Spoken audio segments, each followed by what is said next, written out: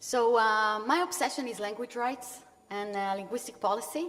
The first question that I posed is, what are linguistic rights? What are language rights? Why they are important? And in order to understand it, you first need to understand that the language rights is part of a more broader issue of multiculturalism. And the premise of multiculturalism is the protection of culture, ethnic and national minorities. So the idea is to protect minority culture and acknowledge it rather than ignore it. And one of the instruments to do it is language rights, which provide legal protection on minority languages. But why language is so important to people? So the literature divides two justifications. The first justification is instrumental. Okay? Language is a means of communication, and one is more comfortable in communicating via his or her mother tongue. But language is also, and mainly, part and parcel of culture. So, as the famous philosopher Will Kymlicka argues, culture provides us a context of choices in which we fulfill our autonomy. But most importantly, culture has an intrinsic value as a marker of cultural identity and identification. So the idea is that people identify with their language, they take pride in it. And the intrinsic justification is much more compelling than the instrumental justification, because it's true that one can easily communicate via his or her mother tongue, but he can also switch to the majority language. It's more difficult, but it's possible. The intrinsic justification, on the other hand, which views language as part and parcel of culture, as an object of identification, is much more compelling, because it cannot be satisfied for minorities by the majority language. So the idea is that language is legally protected because of its instrumental values as a means of communication and a context of choices, and mainly because of its intrinsic value as a marker of cultural identity. My view is that the majority language doesn't really need any protection. It is the minority language in every multicultural state that need protection. The majority language is the one that is already dominant in the public sphere, in the sphere of education. But minority members, on the other hand, they usually face one or both of the following difficulties. They are either in a constant pressure to neglect their languages in favor of the majority language, or the languages are excluded from the public sphere because they are perceived as the languages of the other or the enemy. So language rights are defined as legally means to protect a minority language, but not all language rights look alike. So I divide between what I call comprehensive language rights and what I call weak language rights. So as I see, there is a spectrum of language rights. So some states, like Canada or Finland, offer comprehensive language rights by defining one minority language as an official language and giving it an equal status to the majority language. I don't have enough time to talk about Canada's federal regime of language rights, which is very interesting and very compelling. I did my PhD at Toronto University, and I'm a big fan of language rights in Canada. So basically, they have the Canadian Charter of Rights and Freedoms, and it establishes that English and French are the official languages of the country and have equality of status and equal rights and privilege as to their use in all institutions of parliament and government in Canada. So English is very dominant in Canada, of course, but also French. The great idea in Canada is that every person, even if he or she is Anglophone, but if he or she is working for the government, they have to be fluent in some way in French. I know that I've clerked in the Israeli Supreme Court more than 15 years ago, but in the Canadian Supreme Court, every judge has an intern that speaks French, not only English. So every judge has an intern who speaks French and an intern who speaks English. And that's amazing. We also have Finland's constitution that entails the right to one's language and culture. And in Finland, the national languages are Finnish and Swedish. So everyone has the right to use his or her own language, either Finnish or Swedish, before courts of law and other institutions. So, so they can receive official documents in Finnish or in Swedish, and public authorities are committed to both languages. These are what I call comprehensive language rights. The other kind of language rights in the other end of the spectrum are what I call weak language rights. Why weak? Because they do not provide comprehensive legal protection. Almost all countries provide the right to linguistic freedom. Okay? In almost all countries, we can speak in whatever language we want in private communications. It's also language rights, but it's a weak language rights. Some states, like the US, offers something in between. They does not accord official status to any language, but they do provide legal protection on minority languages like Spanish in the form of administrative bylaws or specific legislation in the area of education. So they kind of stand in the middle of the continuum. So if we have comprehensive language rights in Canada and Finland, and weak language rights in almost all of the world, we have in the middle, I posed Israel and the US, and I want to say a little bit on Israel because it's very important. So Arabic used to be an official language in Israel, and I will explain what it means used to be. So Article 82 of the Palestine Ordering Council was enacted in 1922, and it was incorporated into Israeli law in 1948 when it was established. And it basically said that English, Hebrew, and Arabic are the official languages of the state, and it entailed duties of the government to speak all three languages.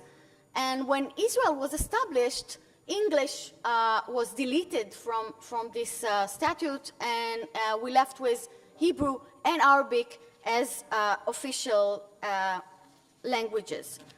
But since the establishment of Israel, there has been an ongoing debate about the legal status of Arabic, whether the state has to effectively protect it and support it in the public sphere or not. And many Knesset members from the right wing suggested that we should delete Arabic as an official language, that Hebrew is the most important language, and it should be the language of the nation, and Arabic should not be protected as equally as Hebrew. So I don't have time to get into the details of every proposal, but the most recent one was the proposal made by Knesset member Avi Dichter in 2011. And the proposal was the basic law, Israel as a nation state of the Jewish people. So it was proposed in 2011, And after many public discussions in the Knesset and in the media, it was enacted this July. And I don't know if you know, but Israel's basic laws are Israel's constitution. So basic laws has a priority normative value over regular legislation. So all regular legislation is supposed to be interpreted in light of the basic laws. So this is a new basic law. I'm not neutral in any way. I'm against this basic law. I'm actually in the process of filing a petition against it. There are already 7 petitions, so I guess our petition will be the 8th. It's actually a petition of Mizrahi Jews like myself. My parents immigrated from Egypt. I'll talk a bit about this basic law, and then you'll understand the major issues of our petition. So what this basic law says? So it has the provision of basic principles. A, the land of Israel is the historical homeland of the Jewish people in which the state of Israel was established. B, the state of Israel is the national home of the Jewish people in which it fulfills its natural, cultural, religious, and historic right to self-determination. The right to exercise nation self-determination in the state of Israel is unique to the Jewish people. It's only the first provision, but the first provision is the most important one in constitutional law. And this whole basic law does not mention in any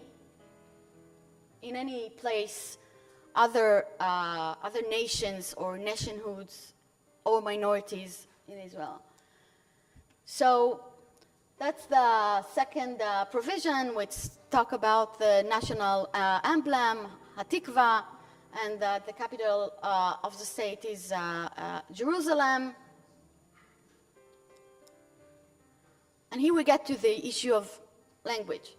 So A, the state's language is Hebrew. B, the Arabic language has a special statute in the state. Regulating the use of Arabic in state institutions or by them will be set in law. C, this clause does not harm the status given to the Arabic language before this law came into effect. So there are 3 problems with this provision, even if we're neutral and don't have any political agenda to advance. Well, A, it's not clear what does it mean, a language with a special status. I mean, not that official language is a term that we know exactly or we agree exactly on its meaning, but a special status is a very unknown legal term. And if we go to the Knesset members that spoke about Arabic, it's very clear that they wanted to demote Arabic. They wanted Arabic to be a second-class language in Israel. Now, the second problematic thing is that it says that this basic law will not harm the status given to the Arabic languages before this law came into effect. So, and that's a very problematic provision. Why? Because before this basic law, legal courts strengthen the Arabic language, and their argument or the justification to strengthen the Arabic language was the fact that it is an official language.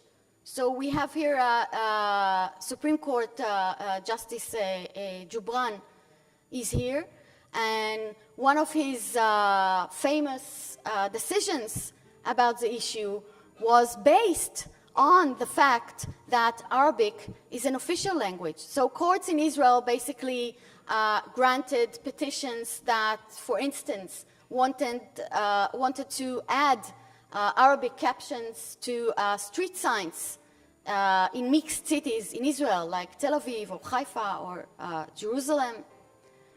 And there are other decisions that, just one example in particular, I just spoke with Howard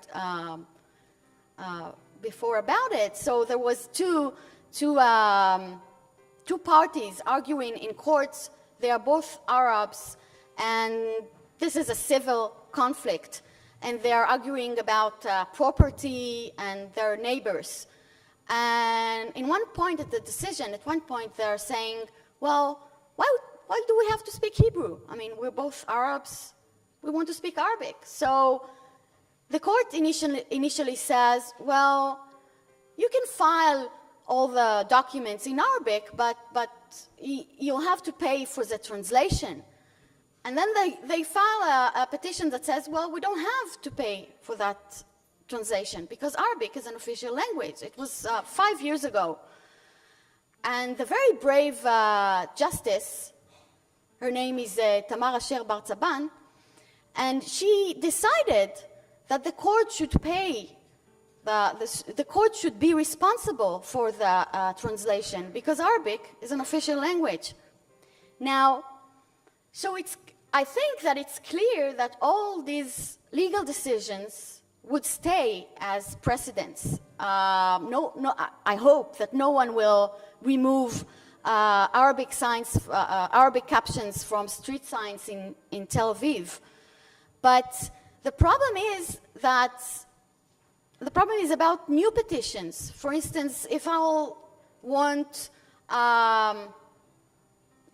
to deliver a petition against, let's say, an academic institution, and say that it's not fair, it's not equal, that all signs in academic institutions are only in Hebrew. So I'll have a problem because every time when there is such a legal case, most institutions said, well, we don't have enough money to support this kind of initiative, and we don't think it's important enough. Now, when Arabic was an official language, it was easier to say, well, you have a duty to do that because it's an official language. It was not deleted in 1948, and it should be strengthened these days. But now, when this basic law exists, it's much more problematic. So if it was my decision, I would have decided to strengthen Arabic rather than demoting it. I would prefer to see Israel acknowledging comprehensive language rights that protect Arabic. And basically, the petition that we file, all of us are Mizrahi Jews who basically argue that there is really no rigid distinction between Arabic and Hebrew. It's very artificial. It's what this basic law is doing, basically, is dividing between citizens. And some citizens, like Mizrahi Jew or Sephardic Jew, used to speak Arabic, used to love Arabic. Some of them still do. So we think it's a kind of a petition of solidarity with Arab citizens in Israel. Thank you. That would be.